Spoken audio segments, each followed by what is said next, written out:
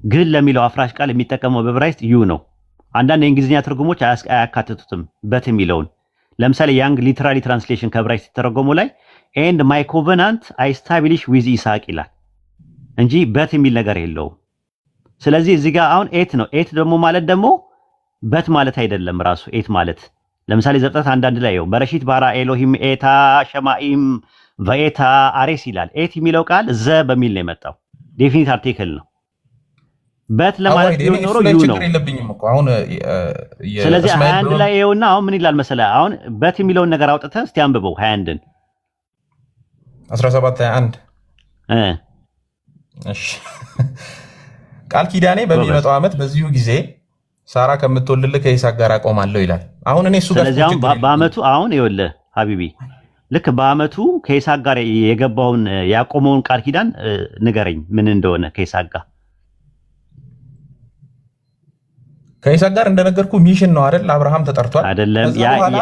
እስማኤልን ሲያስወጣ እናያለን። አይደለም በዚሁ ጊዜ አለ። አሁን ቃል ኪዳን ገብቷል።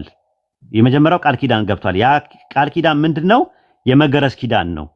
ልጁን እስማኤልን ገረዘው ይላል። አዎ ልክ በዚሁ አመት ላይ ደግሞ ማለት ነው የመጀመሪያ ያቆመው ከእስማኤል ጋር ነው ያቆመው ቃል ኪዳኑን። የምን ቃል ኪዳን? የመገረዝ ቃል ኪዳን። በዚሁ ጊዜ ደግሞ ሳራ ከምትወልድልህ ከይስሐቅ ጋር አቆማለሁ። መቼ? በሚመጣው አመት ብሏል። አሁን አመቱን ጠብቀህ በሚመጣው አመት ዘፍጥረት 21:4 ላይ ከማን ጋር ነው ቃል ኪዳን ያቆመው ፈጣሪ ብለህ ስትል አንብበው። ዘፍጥረት 21:4 ላይ በአመቱ ይስሐቅ ሲወለድ ቃል ኪዳን አቁሟል። ምን የሚል ቃል ኪዳን ነው ያቆመው ብለህ ስትል አብርሃም ልጁን ይስሐቅ ገረዘው። አምላክ በቃ የመገረዝ ኪዳን ነው። ሐዋርያት ሥራ 7:8 ላይም የመገረዝ ኪዳን ለአብርሃም ሰጠው፣ እንዲሁ ይስሐቅን ወለደ፣ በስምንተኛው ቀን ገረዘው። ይስሐቅም ያዕቆብም 12ቱን የአባቶችን አለቃ እያለ ይናገራል። ዘፍጥረት 17 ላይ የተናገረ ያለው የመገረዝ ኪዳን ብቻና ብቻ ነው። ከዚህ ውጪ ሌላ ኪዳን አለ ዘፍጥረት 17 ላይ?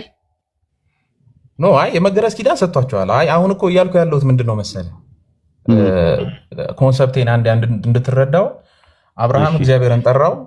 እግዚአብሔር አብርሃምን የጠራው ሌሎች አሕዛብን ለመባረክ ነው። በረከት ማለት በዘፍጥረት ኮንሰፕት ወደ እግዚአብሔር መመለስ ነው። ከዛ በኋላ በይስሐቅ በኩል ከዛ በያዕቆብ በኩል በእስራኤል ነገድ በኩል ነው እግዚአብሔር አሕዛብን መባረክ የፈለገው።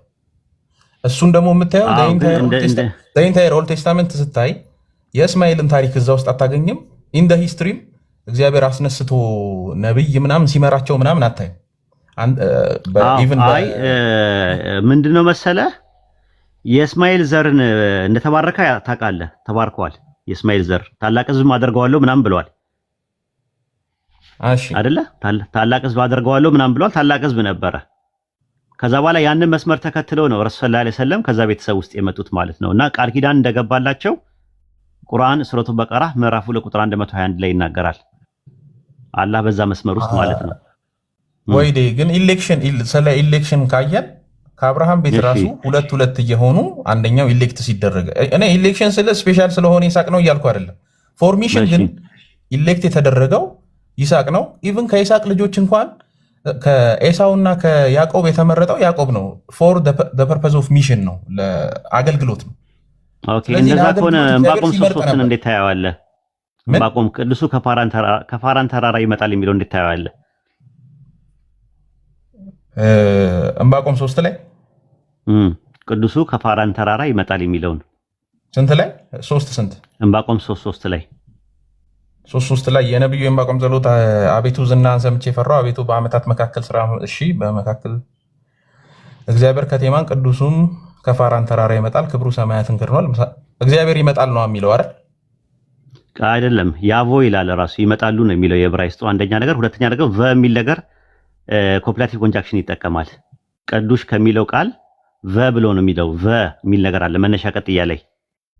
ዕንባቆም አምላክ ከቴማን ይመጣል ካለ በኋላ እንደገና ደግሞ ድጋሚ ኤንድ በዕብራይስጥ በቅዱስ ይላል። በቅዱስ ማለት ቅዱሱም ከፋራን ተራራ ይመጣል ነው የሚለው። በዕብራይስጥ ውስጥ ይመጣ ያቮ ይላል። ለምሳሌ ዘፍጥረት 18:15 ላይ ሙሴ አማቱን እንዲህ አለ፣ ህዝቡ አምላክን ለመጠየቅ ወደ እኔ ይመጣሉ አለ። ይመጣሉ ለሚለው የዕብራይስጥ ቃል የሚጠቀመው ያቮ ነው የሚለው። አንደኛ ሳሙኤል ምዕራፍ 26 ቁጥር 7 ላይ ዳዊትና አቢሳ ወደ ህዝቡ በሌሊት ያቮ ይላል ይመጣሉ ማለት ነው። አሁን ከዛ አንፃር ዕንባቆም 3 ህዝቡ ሲል ስለዚህ ህዝብ ናቸው የሚመጡት ነው። ኖ አይደለም፣ እንትን ነው የሚጠቀመው፣ ሁለትዮሽ ነው፣ ዱዋል ይጠቀማል ነው የምልህ። ለምሳሌ ዳዊትና አቢሳ ይታያል። ዳዊትና አቢሳ ሁለት ፐርሰኖች ናቸው። አማርኛ ላይ መጡ ብለው ሲያስቀምጡ ያቮ ነው የሚጠቀመው። ያቮ ማለት ምን ማለት ነው? ይመጣሉ ለሚለው ቃል ነው ይመጣሉ። ያቮኡ አይደለም የሚለው ያቮ ብሎ ነው የሚጠቀመው። ስለዚህ ቅዱሱ ከፓራን ተራራ ይመጣል ብቻ አይደለም የሚለው ኤሎሃ ከቴማን ይመጣል ነው የሚለው። ቅዱሱ ከፋራን ተራራ ይመጣል ነው የሚለው ትንቢት ነው። ቅዱሱ ከፋራን ተራራ ይመጣል ሲል ፋራን የት ናት ያለችው? ፋራን አይ ዶንት ኖ ኤግዛክት ሎኬሽን። ኦኬ ዘፍጥረት 21 ላይ እስማኤል በፋራን ምድረ በዳ ተቀመጠ ይላል አይደለ?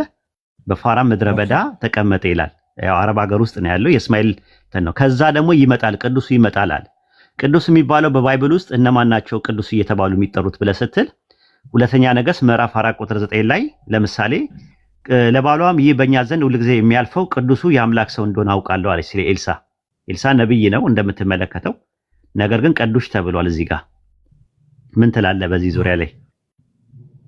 እንግዲህ አሁን ይሄ ቴማን የሚለውን እንትን እየፈታልኝ ያለው the name of the Edomites and of the region and descendant of them ይላል። ስለዚህ ኤዶማይት ደግሞ ከሆነ የኤዶም ማለት አረቦች ናቸው።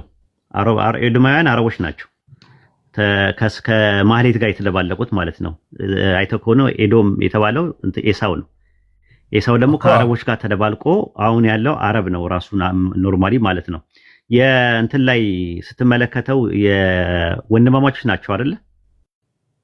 ያዕቆብና 23 ላይ ሁለት ወገኖች በማዕፀና ሁለት ወንድማማቾች ናቸው እያለ ይናገራል። ከዛ በኋላ ዘፍጥረት ላይ ስትመለከተው ቀይ ነበረ። ኤዶም ማለት ቀይ ማለት ነው። ዘፍጥረት 25 ላይ በፊት የወጣው ቀይ ነበር ይላል። ቀይ ለሚለው ቃል ኤዶም ነው እንትኑ። ዘፍጥረት 36:1 ላይ የኤሳው ትውልድ ይህ ነው ይልህና እርሱም ኤዶም ነው ይላል። ዘፍጥረት 36 ቁጥር 8 ላይ ኤሳው በሴር ተራራ ተቀመጠ፣ ኤሳውም ኤዶም ነው እያለ ይናገራል። ዘፍጥረት 28:9 ላይ ኤሳውም ወደ እስማኤል ሄደ ነው የሚለው። ማህሌትም በፊቱ ካሉ ሚስቶች ጋር ሚስት ሆኖ ዘንድ አገባ፣ እርሱም የአብርሃም ልጅ የሆነው የእስማኤል ልጅና የነባዮት እህት ናት እያለ ይናገራል። ከዛ በኋላ እነዚህ ተደባልቀው አንድ ላይ ኤዶማዊ ወንድምህ ነውና እያለ ዘፍጥረት ዘዳግም 23:7 ላይ ኤዶማዊ ወንድምህ ነውና አትጸየፈው ሲል፣ ዘውልቁ ምዕራፍ 20 ቁጥር 14 ላይ ደግሞ ሙሴ ከቃዴስ ወደ በረሃ ወደ ኤዶሞስ መልእክት ሲልክ ምንድነው ወንድም እስራኤል እያለ ይናገራል ማለት ነው። ስለዚህ አረቢያ ምድረ በዳ፣ አረቢያ ዴዘርት የሚባለው ወይም ታላቁ አረቢያ ማግና የሚባለው የአረቢያ ባህረ ሰላጤ አረቢያ ፔንሱላ የሚባለው ውስጥ የሚያሳዩ እስማኤላውያን ከኤዶማውያን ጋር ተጋብተው ተዋልደው ያሉበትን ስፍራ ነው። ፍሬያማ አረቢያ የሚባል አለ፣ አረቢያ ፌሊክስ የሚባል አለ። ታውቀዋለህ? የኤዶማውያን የሚቀመጡበት የነበረው አላውቀውም። እሱን አላውቀውም። አረቢያ ፔትራንስ ታውቀዋለህ? አረቢያ ፔትራ አላውቀውም። እሺ የነባዮት ዝርዮችስ ናባቲያንስ የሚባሉትስ ኖማዲክ አረቢክስ የሚባሉት ሰምቼዋለሁ፣ ግን ይሄ ዲቴይል አሁን እንዳንተ አላውቀውም። ኦኬ እንደዛ ነው። አይ እንድታያቸው ነው። እኔ እንኳን ጊዜ ሲኖር እንድታያቸው ነው። አሁን ጥያቄ የሚነሳው ምንድነው እዚህ ጋር ዘዳግም 2:4 ላይ አይ ቲንክ ሐሰን አለ መሰለኝ። የኔ ጥያቄ ወይኔ ምንድነው መሰለ፣ እንዴት ነው ሽፍት ሊያደርግ የቻለው ሚኒስትሪ? እንግዲህ እንዴት ሽፍት ሊያደርግ ይችላል? ነብይ ይመጣ እኮ ነበር አይደል እንዴ? ከእስራኤሎቹ ውጪ እኮ የሆነው ነብዮች ነቢያቶች መጥተዋል አይደል እንዴ? ለምሳሌ በለዓም አሁን ለምሳሌ ነብይ ነው። በለዓም ነብይ ነው። ዮናስ ነብይ ነው፣ ግን እስራኤላዊ አይደለም። ኢዮብ ለምሳሌ በአይሁዳኖች ነብይ ነው፣ ነገር ግን እስራኤላዊ አይደለም። ኤዶም ራሱ አረብ ነው። ኤዶም ማን ነው? ይቅርታ አብዲዩ ራሱ ከየት ነው? ኤግዛክት ከእስራኤል አይደሉም። ዮናስ እና አብዲዩ ከእስራኤል አይደሉም። ዮናስ የአሶር ነው። ኤልሳና ኤልያስ ከየት ናቸው? ራሱ ቴፕሳዊ አይደለ እንዴ? ኤልያስ ራሱ ቴፕሳዊ ነው አይደለ? ኦኬ ቀለል ላድርግልህ። አብዲዩ ከየት ነው? አብዲዩ ቀለል ላድርግልህ፣ አንድ ልጥቀስልህ። እንደው አብዲዩ ከየት ነው ራሱ? አብዲዩ ኤዶማዊ አይደለም እንዴ? አይ ስለ ኤዶም ያስተናገረ እንጂ አብዲዩ ከአንደኛ ኤዶም ነው። አይ ጠይቃትና አብዲዩ ነብይነቱ ራሱ የዘር ሐረጉ የሚመዘዘው ከኤዶም ነው። ለኤዶማውያን የተላከ ነብይ ነው ራሱ። በለዓም እስራኤላዊ ነው እንዴ? አይ እሱ ነብይ አይደለም። እሱ እግዚአብሔር ነብይ አይደለም። ነው እንጂ መጀመሪያ ነብይ አይደለም። ነበር፣ በኋላ ላይ የከፈረው በእናንተ ትምህርት። አይ በለዓምማ ነብይ ነው። በለዓምማ ነብይ ነው። በለዓም ስራው ምን ነበረ? ሟርተኛ የሆነው በኋላ ላይ ነው። ኖ መጀመሪያ ሟርተኛ ስለሆነ አይደል ሄዶ እርገምልኝ ብሎ የጠራው? አይ አይደለም፣ እንደዛ አይደለም። እስቲ እንየው ከፈለክ። እንደዛ አይደለም። መጀመሪያ ላይ እንደዛ አልነበረም። በኋላ ላይ ነው የተሳሳተው በለዓም ራሱ ማለት ነው። ለምሳሌ እንትን ላይ ስትመለከተው አይ ቲንክ እስቲ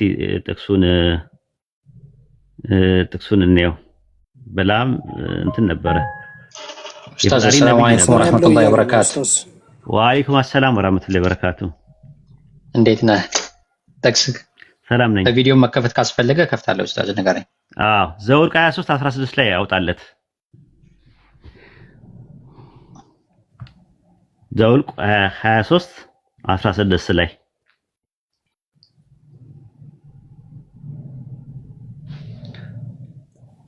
ራስን በትልቁ አድርግ። እሺ እዚህ ጋር ይኸው ቢኒ እግዚአብሔርም በለዓምን ተገናኘ፣ ቃሉንም በአፉ አድርጎ ወደ ባላቅ ተመለስ እንዲህም በል አለው ይላል። ስለዚህ ነብይ ነው፣ የፈጣሪ ነብይ ነበረ። ሁለተኛ ጴጥሮስ ምዕራፍ 2 ቁጥር 16 ላይም እንደዛ ነው። ራሱ ነብይ ነው። ኢንተርቪን ስላረገ እንጂ እግዚአብሔር ኢንተርቪን ስላረገ እንጂ ሄዶ እንዳይረግም አይደለም። በኋላ ላይ ነው የከፈረው። የአይሁዳኖችን ታሪክ በደንብ ያው እሱን የበለዓምን ጊዜ ስጥና ያው በለዓም እግዚአብሔር መጀመሪያ የላከው ነብይ ነበረ። በኋላ ላይ ግን ራሱ ከፈረ። አስማት ነው የተጠቀመው። ዘኍልቍ 24:1 ላይ ታገኘዋለህ። ወደ ምድረ በዳ ፊቱን አቀና ይላል። ከዛ በኋላ ደግሞ ሟርተኛ ሆነ ይላል ኢያሱ 13:22 ላይ። ራዕይ 2:14 ላይም እንደዛ ነው። ለጣዖት የተረደውን እንዲበሉና እንዲሰስኑ በእስራኤል ልጆች ፊት ማሰናከያ ያኖሩበት ባላቅን ያስተማረ የበለዓምን ትምህርት የሚጠብቁ አለ ይላል። ብዙ ቦታ ላይ አለ። በለዓም መጨረሻ ላይ አስማትና ሟርተኛና ጣዖትን የታረደውን እንዲበሉ እንዲሰስኑ ፈቃድ የሰጠው እሱ እንደሆነ ይናገራል እንጂ መጀመሪያ ነብይ ነበር። ታያቸዋል። ዘዳግም 13 እና 18 ላይ ያሉትን የነቢያት ኳሊፊኬሽን ነው። እሱ ሌላ ነው እኮ ዘዳግም ላይ የተቀመጠው ነገር አንድ ነብይ መጥቶ የሆነ ነገር ቢያደርግ ምናምን ነገር የሚለው ስለ ሐሰተኛ ነብይ ነው የሚያወራው። ዘዳግም 13 እና ዘዳግም 18 ከ19 እስከ 20 ድረስ እያወራ ያለው በፈጣሪ ስም ያልሆነ ነገር። ይሄ ግን የኛው ነብይ ግን ስትመለከተው ተልኮ ነው፣ ራሱ ፈጣሪ ነው ራሱ። ዘኍልቍ 23:16 ላይ ያህዌ በለዓምን ተገናኘ፣ ቃልን በአፉ አድርጎ ወደ ባላቅ ተመለስ እንዲህም በል አለው ይላል። ሲያናገረው ነበር፣ ሄዶ ሲላክ ነበር። ስለዚህ ወደ ባላቅ የላከው ማን ነው? ራሱ ዮዴሄ ሐሸም ራሱን የላከው። ስለዚህ ሐሸም ራሱ ነው የላከው። ግን ሁለተኛ ጴጥሮስ ምዕራፍ 2 ቁጥር 16 ላይ የቢብሊካል ኮሜንተሪ ክላሲካል ኮሜንተሪዎችን ተመልከተው በለዓም ነብይ ነበር ብሎ ነው የሚያስቀምጡት። ግን በኋላ ላይ እንዳልኩ አስማት ውስጥ ገባ ወይም ደግሞ ሟርተኛ ሆነ። ለጣዖት የታረደውን እንዲበሉ እና እንዲሰስኑ ደግሞ ፈቃድ ሰጣቸው ነው። ይሄ ነው ያለው ነገር ማለት ነው። ሌላው የመጨረሻ ጥያቄ ግን ይኸው ጊዜ ሲኖር ቼክ አደረገው። ጊዜ ሲኖር ይኸው ወደ ሶስተኛው ወደ ፖይንቴ ግን አልመጣሁም። ዘዳግም 18:18 ላይ ከወንድሞቻችሁ መካከል እንደኔ ያለ ነብይ ያስነሳላችኋለሁ ሲል ፈጣሪ አስነሳላቸው። ወንድሞቻቸው የተባሉት እነማን ናቸው? ያው እዛው እስራኤል ነው የሚሆነው። ከወንድሞቻቸው መካከል የሚለው ነገር ለምሳሌ ወንድሞቻችሁ እስቲ ያውጣለት። ዘዳግም 4:2 ላይ ጥቅሱን ከተሳሳትኩኝ ከገለበጥኩት እንትን ትለኛለህ፣ ታስተካክለኛለህ። 2:4 ወይ ደግሞ 4:2 መሰለኝ። 2:4 አድርገው፣ እርግጠኛ አልነበርኩ።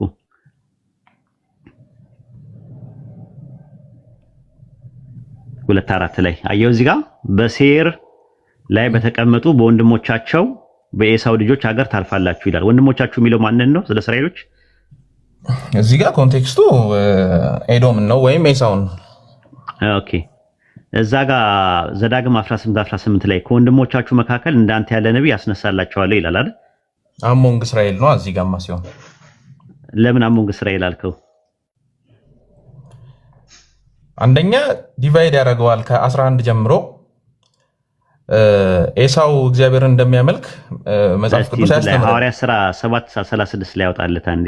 ቆይ እዛው ላንብበውና አንዴ አይ ለማን የእስራኤል ወንድሞች የተባሉት ሌሎች እንደሆኑ ይናገራል። እንትን ሐዋርያት ሥራ 3 ላይ ያወጣለት። እሺ 3 ላይ እሺ እስከዛ ከ9 ጀምሮ ላንብበው።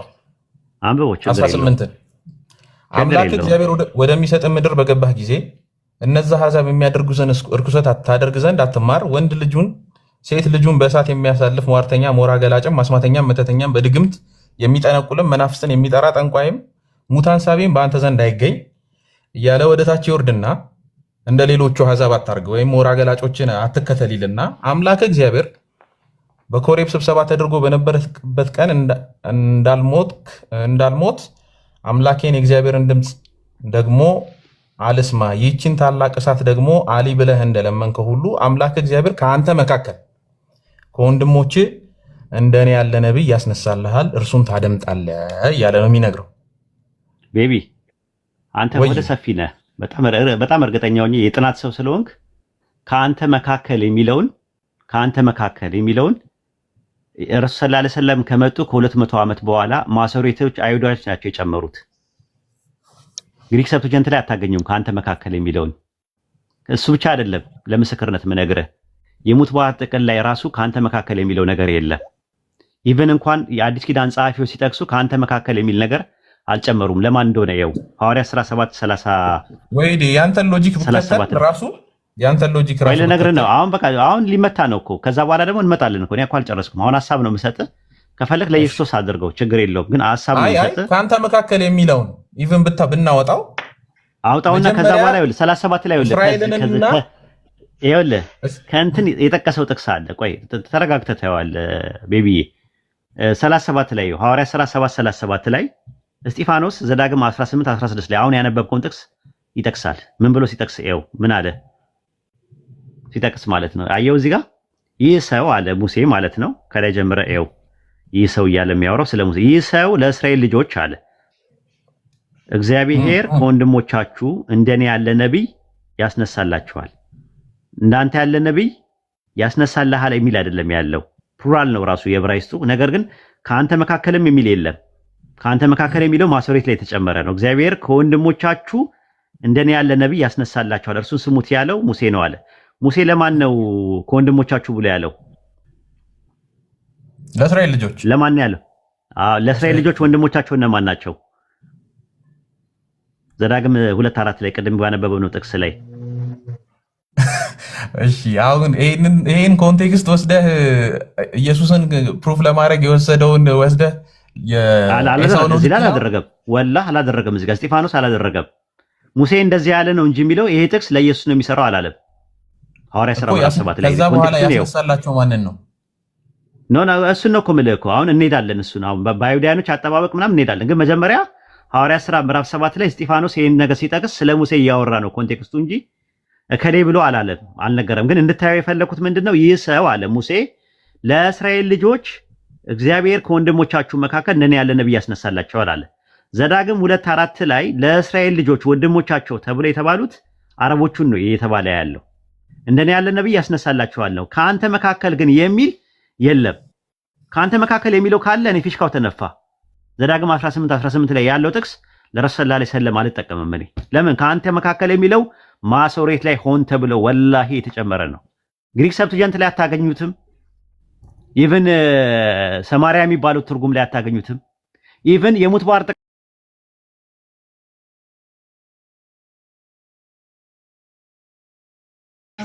አቤት ጥያቄ ምንድን ነው? አዎ በእንተው ባለኝ። እሺ ጥያቄ ምንድን ነው? ጥያቄ ቅድም የጠየቅኩ የምትቀበሉት የትኛው ማስረጃ ነው ያልኩን እኮ ነው። የትኛው ማስረጃ ማለት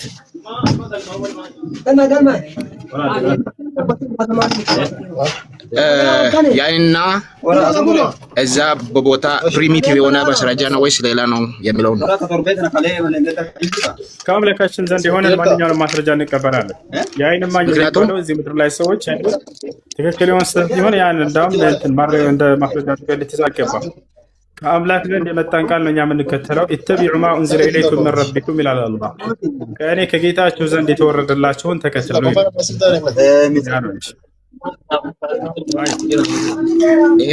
ይሄ ራሱ አንተ እንደ ማስረጃ አድርገህ አንድ ነገር እያወራ ነው። ተፍሲርም ቢሆን ወይም ቁርአንም ቢሆን ወይም ሌላ ነገርም ቢሆን እንደ ማስረጃ ጠቅሰህ እየተናገርክ ነው።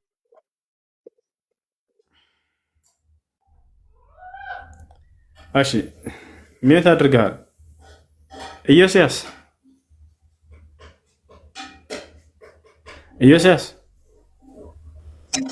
አቤት አቤት፣ ይሰማል። ሰላም ነው? እንዴት ነህ? እግዚአብሔር ይመስገን ሰላም ነው። ጥያቄ በእርግጥ የኔ ጥያቄ አንድ ነው። አሁን እናንተ አላህን በአላህ ህልውና ላይ ነው የኔ ጥያቄ። አላህ የተወሰነ አካላቶችን ስታጸድቁና የተወሰነ አካላቶችን ደግሞ አልተገለጸልንም፣ በተገለጸልን ልክ ነው የምናምነው የሚል መልስ ትሰጣለህ አንተ። ለምሳሌ እጅ ያለው አላህ ስትሉ የኛን የማይመስል ትላላችሁ እና የኛን ካልመሰለ የማንን ሊመስል ይችላል? አላህን አደምን በአላህ ኢሜጅ ፈጠርኩት ይላል። የማንን ኢሜጅ ነው ያዘው? ከማንም ጋር አምሳያ የለውም። ባጭሩ ራሱ በቁርአን ላይ ሲናገር ለይሰ ከሚስሊሂ ሸይኡን አለ፣ እኔን የሚመስል ማንም የለም አለ። አንተ የምታመልከው ፍጡር ስለሆነ ፍጡሩን መስሎ መጣለህ። ትክክል ነህ፣ እኔ አልቃወምም። ግን እኛ የምናመልከው ፈጣሪ ነው። አላህም እኮ ብሏል። አደምን በኢሜጅ የፈጠርኩት ይላል አይደለም? በኢሜጅ ማለት ነው። በምስሌ በገጼ ማለት ነው። ምን ማለት ነው? በገጼ ማለት ነው። ኢሜጅ ማለት በምስሌ ማለት ነው። ምስል በአምሳያዬ ማለት ነው። ምን አይነት አምሳያ ማለት ነው? ምን ልበልህ አሁን አምሳያ ማለት እኔ ራሱ ያንተ አምሳያ ብልህ ለዘላለም አዳምጥ። አሁን ልመልስ ላብራራለህ። ራሱ ከተናገረው ልስተህ። እሺ አይ ለምሳሌ ልንገርህማ የኔ ገጽ ጥያቄ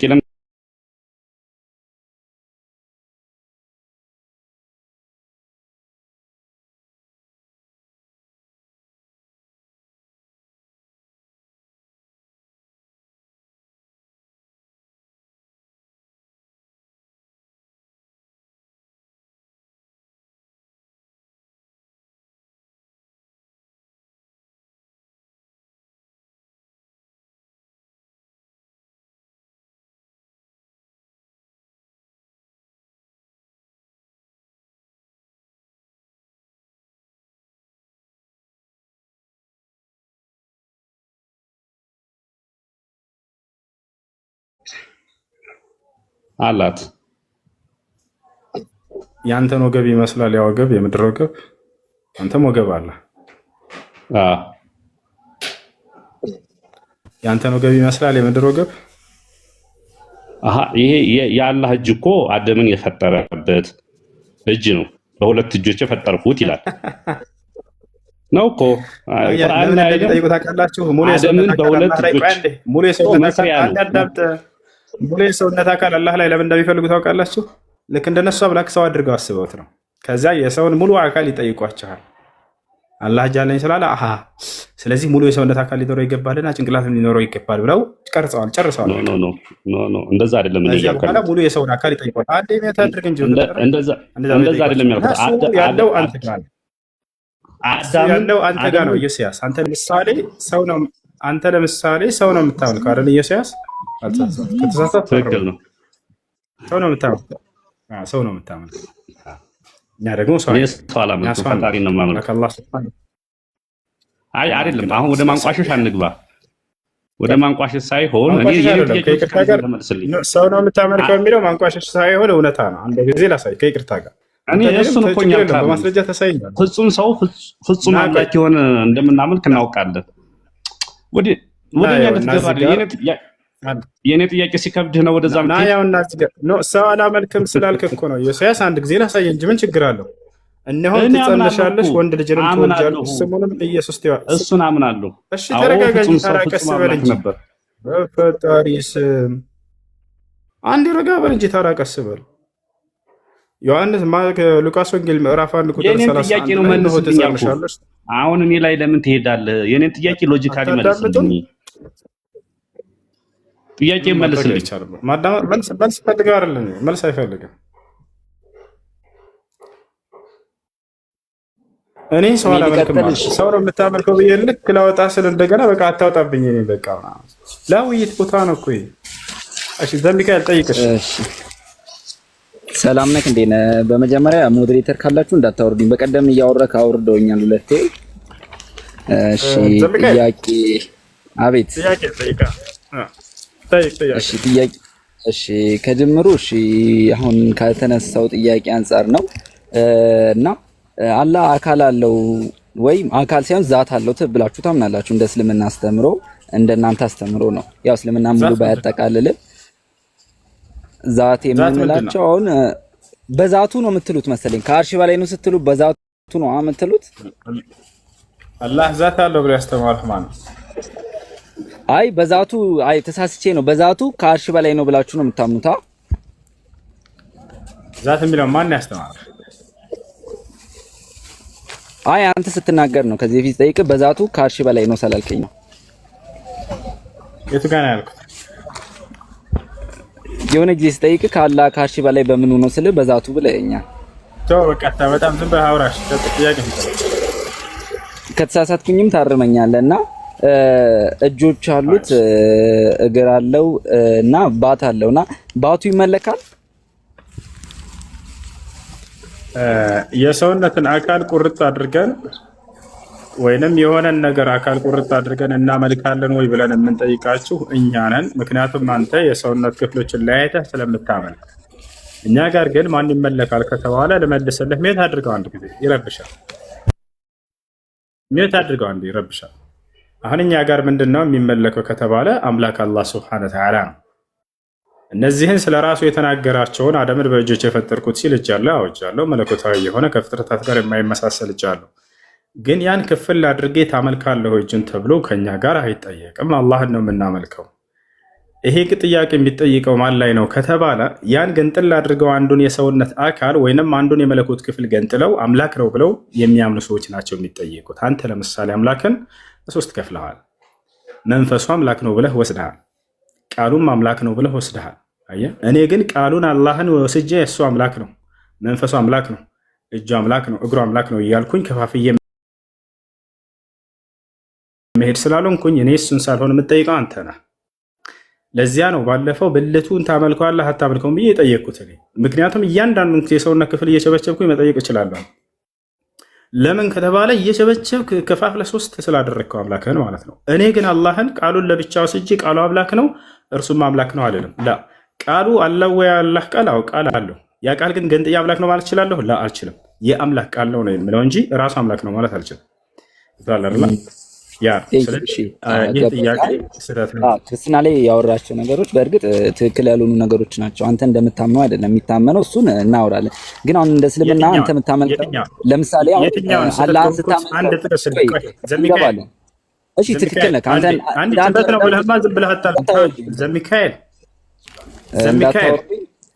አቤት አትወርድም። አብሽር ክርስትና ላይ ያወራኸው ስህተት ነው ብለሃል አይደለ? እነዚያን ስህተቶች ከስህተቶች መካከል አንዷን ንገረኝና ችግር የለውም። ለምሳሌ ያህል አንተ አሁን በቀደም ለታ ያነሳው ሀሳብ ብለህ አሁን ያነሳው ሀሳብ አለ እኛ የክርስቶስን አካል ገነጣጥላችሁ ታመልካላችሁ የሚል እሳቤ አምጥተሃል። ይሄ እሳቤ ፎልስ ፋላሲ ነው። ለምን ሲባል ከጅምሩ እኛ ክርስቶስን የባህሪው ሰውነቱ ከጅምሩ ዓለምን የፈጠረበት ሰውነቱ አይደለም፣ እኛን ለማዳን የተዋህደው ሰውነቱ ነው። ሲጀምር ይሄ ከአላህ ጋር የሚነጻጸር አይደለም። አላህ ሰውነቱ አካሉ የምትሉት ዓለምን ሲፈጥርበት የፈጠረበት አካሉ ነው። ዘሚካኤል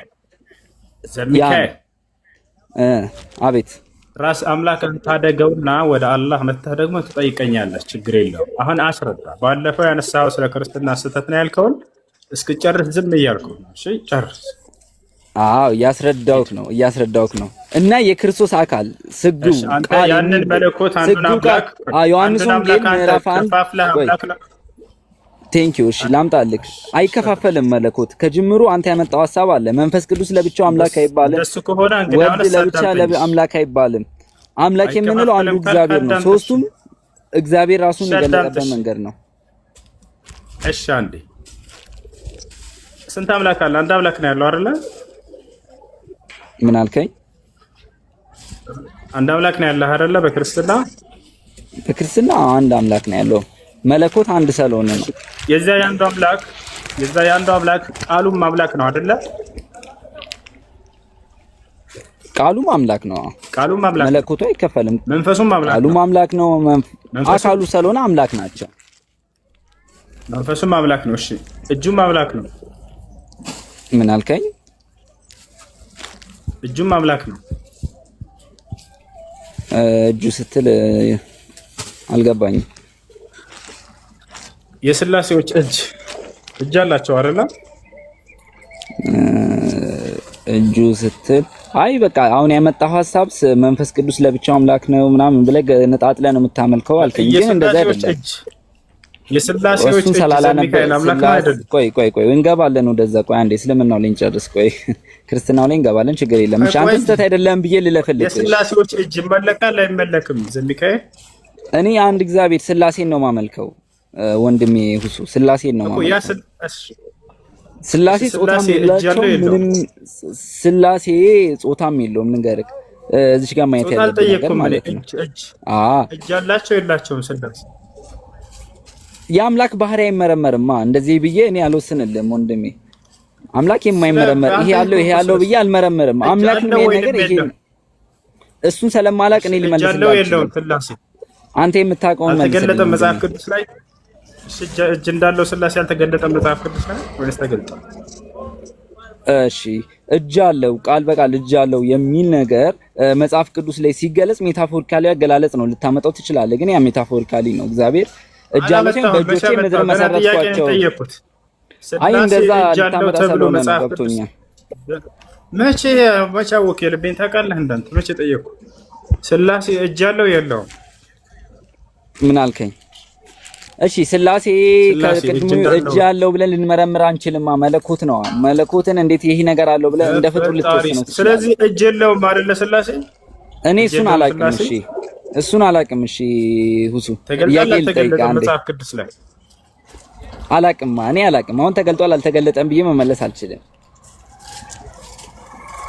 እሺ አላውቅም እኮ ያው ነው። ያንን አምላክን የምታመልከውን አምላክ አታውቅም ማለት ነው። እሺ አምላክን አውቀዋለሁ ግን እሺ ጥያቄ ልጠይቅ እና አሁን ያመጣው ሐሳብ አለ ክርስትና ላይ ገብተህ እሺ መለስኩልህ እኮ እኔ አምላክ መሆኑን አውቃለሁ ግን እጅ አለው የለውም የሚለውን ነገር እኔ ነግሬያለሁ። አምላክ እስከሆነ ድረስ አምላክ እንዴት ትመረምረዋለህ ነው። እጅ አለው ብለህ እንዴት ተወሰነ?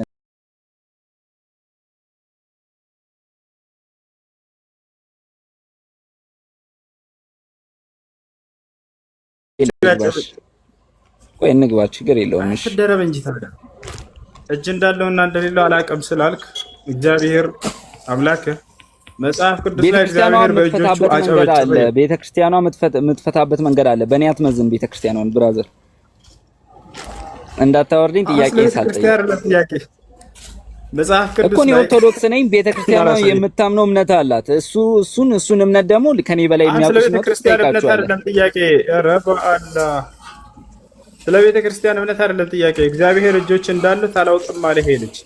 ነገር ግን እኔ ላሳውቅህ፣ በቃ ይሄን ካላስተማሩ እንግዲህ እኔ ምን አደርጋለሁ? እዚህ ቁጭ ብያለሁ ላስተምረው። አሁን እስልምና ላይ መመለስ ይችላል አልችልም? ሙሱ እኔ ክርስትና ላይ አልጠየቅኩም አንዴ ያውና ምን ይላል ሕዝቅኤል 21:17 ላይ እኔ ደግሞ በእጄ አጨበጭባለሁ መዓቴንም እጨርሳለሁ እኔ እግዚአብሔር ተናግሬያለሁ ይላል። እግዚአብሔር በእጆቼ አጨበጭባለሁ እያለ ነው። ምን ትላለህ ዘሚካኤል? እሺ እንደዚህ ሲል እግዚአብሔር እኛ እንድንረዳው የገለጸበት መንገድ ነው እንጂ እግዚአብሔር እንደ ፍጡር እጅ አለው ብለን እኛ እንደመድብንለት ነው። እንደ ፍጡር አይደለም ያልኩት እኔ ግን እሱ ራሱ እግዚአብሔር እጅ አለው የለውም እንደ ፍጡር ያጨበጭባል ብለን አናምንም። እኛ ሊትራሊ እንደ ፍጡር ያጨበጭባል እግዚአብሔር እኛ እኮ ምሳሌያዊ አገላለጽ ነው እንጂ እግዚአብሔር እንደ ፍጡር ያጨበጭባል ብለን አናምንም። እኔ እንደ ፍጡር አላልኩም ዘሚካኤል፣ ግን ቃሉን ተክደዋለህ ወይስ ታምነዋለህ? እዚህ የተጻፈው ምሳሌያዊ አገላለጽ ነው። ሁሱ ከተረዳኝ ስለምንድን እንዴት ይገለጻል አይደለም ጥያቄ። ከመገለጹ በፊት እዚህ ጋር ያለውን ቃል እግዚአብሔር እዚህ ጋር አገላለጹ እዚህ ጋር የተገለጸው እንደ ምሳሌያዊ አገላለጽ ነው እንጂ እናንተ ጋር የሚጻፈውን እኮ እንደ ምሳሌያዊ አገላለጽ የሚቀበሉ አካላት አሉ። እናንተ ናችሁ ኮንሰፕቱን ቃል በቃል የምትቀበሉት። ዘሚካኤል አታዳምጥም እንዴ? መልሼልሃለሁ። እኔን መልሼልሃለሁ። እሺ እኔ ደግሞ በእጄ አጨበጭባለሁ ይላል። ማን ነው በእጄ አጨበጭባለሁ እያለ ያለው? እግዚአብሔር ተናጋሪነቱ ብዙ ቦታ ሲናገር እኛ ሰዎች እንድንረዳው እግዚአብሔር ክብሩን ለመግለጽ ሲፈልግ በዙፋን ይላል። በዙፋን ማለቱ የሰው ልጅ ዙፋን የሚለው ነገር ክብር የሚያሰጥ ነገር ስለዚህ ዙፋን አይደለም ጥያቄ። ሚካኤል በእጄ አጨበጭባለሁ የሚለው ማን ነው? እግዚአብሔር ነው። በል አንድ ጊዜ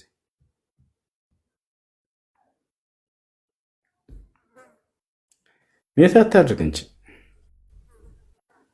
እጅ እንዳለውና እንደሌለው አላውቅም አለ። እሺ ላሳውቅህ ብዬ መጽሐፉን ገለጥኩለት። ያውና እግዚአብሔር በእጅ አጨበጭባለሁ የሚለው ማን ነው? ጥያቄ ልጠይቅ ኩሱ ጥያቄ ላለመጠየቅ ሁሉ መሮጥ ምን ያስፈልገዋል? ኧረ በጌታ እሺ እንዲህ አይነት ቃል ይጠቀማሉ። መጨረሻ ላይ በራሳቸው ጊዜ ምን ይላሉ ሲመጻደቁ፣ በቃ አምላካችን እጅ አለው አንልም እኛ ምናምን። ይሄው መጽሐፍህ ላይ ግልጥ ሶል ሰላም ነው እንዴት ነህ? ከላይ ምን ይሻላል? ያው እጅ አለኝ አለ እግዚአብሔር፣ አጨበጭባለሁ አለ። ስህተት ነው፣ እጅ የለህም አታጨበጭብም ማለት አምላክን ቃል በቃል መካድ። እሺ ሶል ሰላም ነው? አለን እግዚአብሔር ይመስገን። ሰላም ነው አሉ አልሐምዱሊላህ።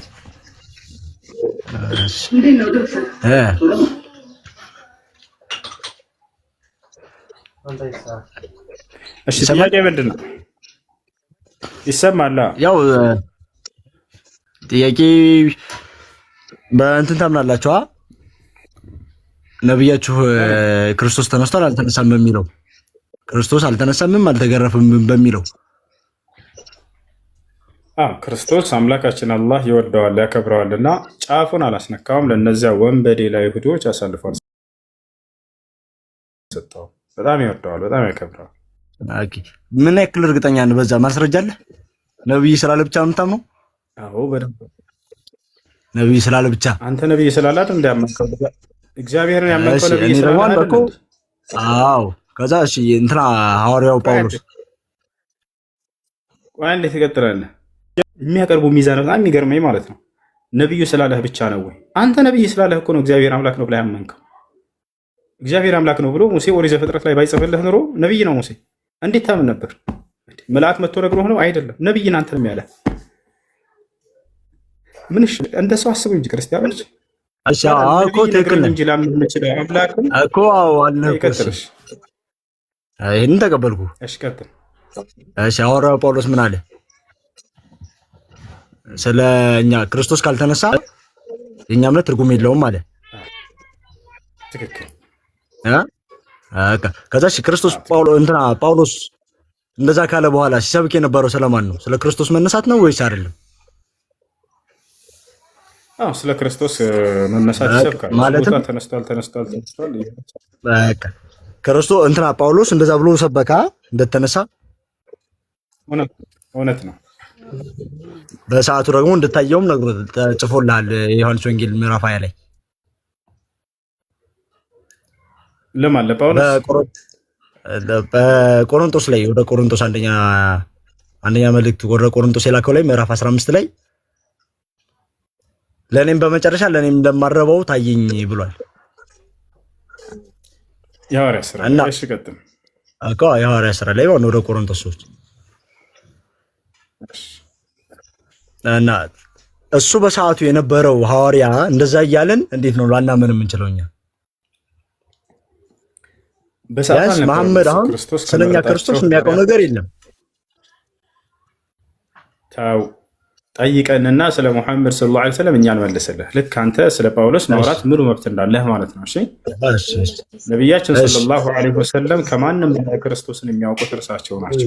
ማስረጃ ሳያለሁ በአካል አግኝተውታል። ማስረጃ ሳያለሁ ወንድሜ ብሏቸዋል። በአካል በማስረጃ ሳያለሁ አንተ ነብይ ነህ ብሎ ነብይ ሙሐመድ ሰለላሁ ዐለይሂ ወሰለምን መስክሮላቸዋል። ነብይነታቸውን በአካል አግኝቷቸው ማስረጃ ሳያለሁ መርሐበን ቢልአኽ ሷሊህ ወነብይ ሷሊህ ብሏቸዋል። በሰማይ ላይ ተገናኝተው መልካሙ ወንድሜ መልካሙ ነብይ እንኳን ወደ ሰማይ ዓለም መጣህ ብሎ ሰላምታ አቅርቦላቸዋል።